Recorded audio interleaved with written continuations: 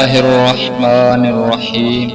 شروع اللہ کے نام سے جو بڑا مہربان اور نہایت رحم والا ہے۔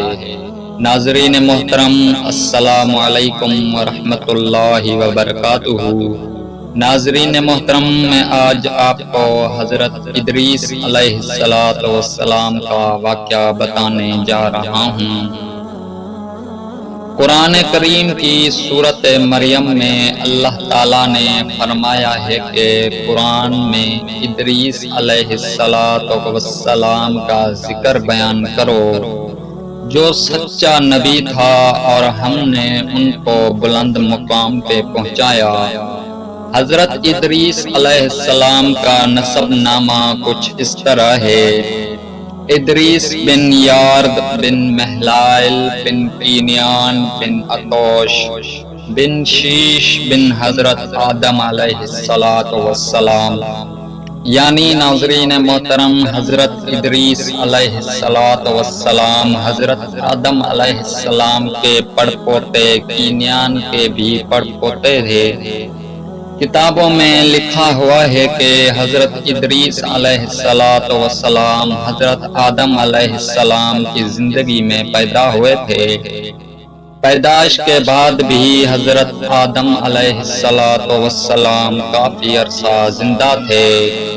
حضرت شیش علیہ السلام اسلام کے بعد زمین والوں کی اصلاح اور رہنمائی کے لیے پہلے رسول حضرت ادریس علیہ السلام ہی ہوئے تھے۔ حضرت ادریس علیہ السلام اللہ تعالیٰ کے رسول تھے۔ آپ کے اوپر 30 صفحے نازل ہوئے جن میں شریعت کے حکم اور نصیحت کی باتیں لکھی ہوئی تھی۔ آپ اور آپ کے پیروکار اس مطابق زندگی گزار رہے تھے۔ محترم ناظرین، کچھ تاریخ دانوں کا کہنا ہے کہ حضرت ادریس علیہ السلام ملک مصر کے رہائشی تھے۔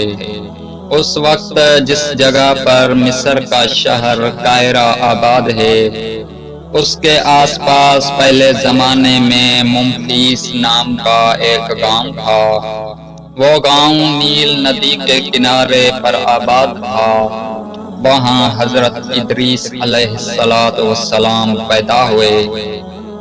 جب آپ جوان ہوئے تو مصر کے لوگ آپ کو ہرمس کہتے تھے اور کچھ لوگ اورین بھی کہتے تھے، اور توریت میں حضرت ادریس علیہ السلام کو احنوک کے نام سے یاد کیا جاتا ہے۔ سب تاریخ دانوں نے الگ الگ نام لکھے ہیں، کیونکہ حضرت ادریس علیہ السلام نے زمین کے مختلف ملکوں میں رہے تھے۔ ان ملکوں میں آپ نے شہر تعمیر کروائے اور مدرسے بنوائے۔ اس لیے حضرت ادریس علیہ السلام کو مختلف ملکوں کے لوگوں نے حضرت ادریس علیہ السلام کو اپنے ملک میں رہنے والا بتایا ہے۔ حضرت ادریس علیہ السلام اللہ کے رسول ہونے کے ساتھ ساتھ بادشاہ بھی تھے۔ آپ نے انتظامی لحاظ سے زمین کو 4 حصوں میں تقسیم کیا۔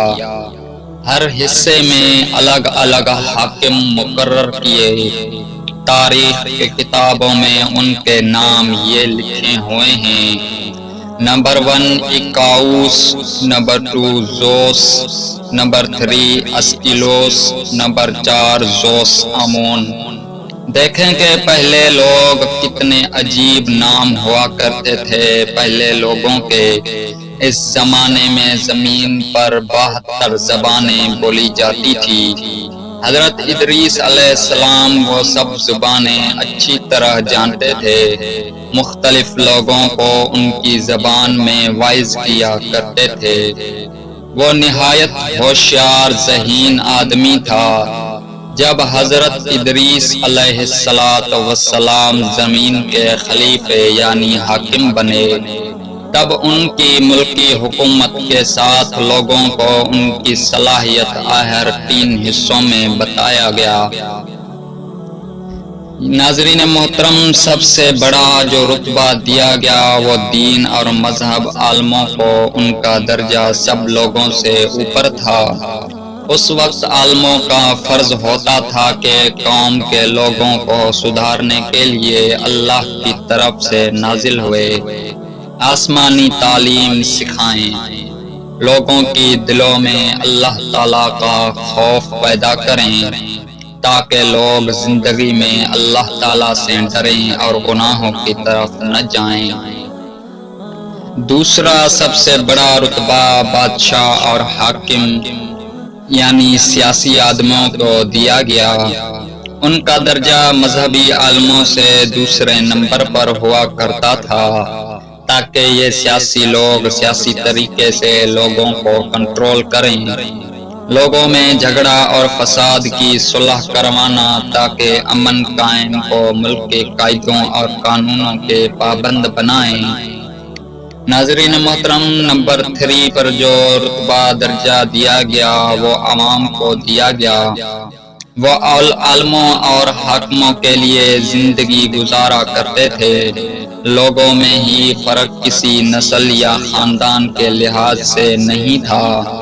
محترم ناظرین، آپ کو پتا ہوگا کہ حضرت ادریس علیہ السلام پر 29 الفابیٹوں والی پٹی نازل ہوئی تھی۔ حضرت ادریس علیہ السلام نے مٹی کی پٹی بنائی اور ان کو آگ میں ڈال کر فکر کی پٹی بنائی۔ حضرت شیش علیہ السلام پر بھی کچھ صفحے نازل ہوئے تھے، وہ بھی کسی الفابیٹ میں لکھے ہوں گے، ان میں سے معلوم ہوتا ہے کہ الفابیٹ کا وجود حضرت ادریس علیہ السلام سے بھی پہلے تھا۔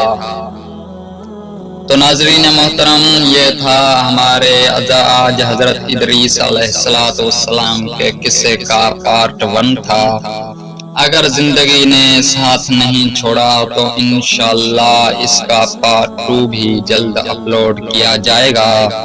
ناظرین محترم، اگر ہماری ویڈیو پسند آئی ہے تو ہمارے چینل کو ضرور سبسکرائب کریں اور ساتھ میں بیل آئیکن کو بھی پریس کر دیں اور ہماری ویڈیو کو لائک کر کے شیئر کرنا مت بھولیے گا تاکہ ہماری ہر ویڈیو میں ہماری حوصلہ افزائی ہوتی رہے اور ہماری آنے والی ہر ویڈیو کے نئے نوٹیفیکیشن سب سے پہلے آپ لوگوں تک پہنچتے رہیں۔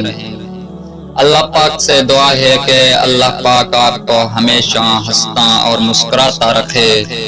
اللہ پاک ہم سب کو شہر مکہ مدینے کا دیدار نصیب فرمائے۔ جزاک اللہ۔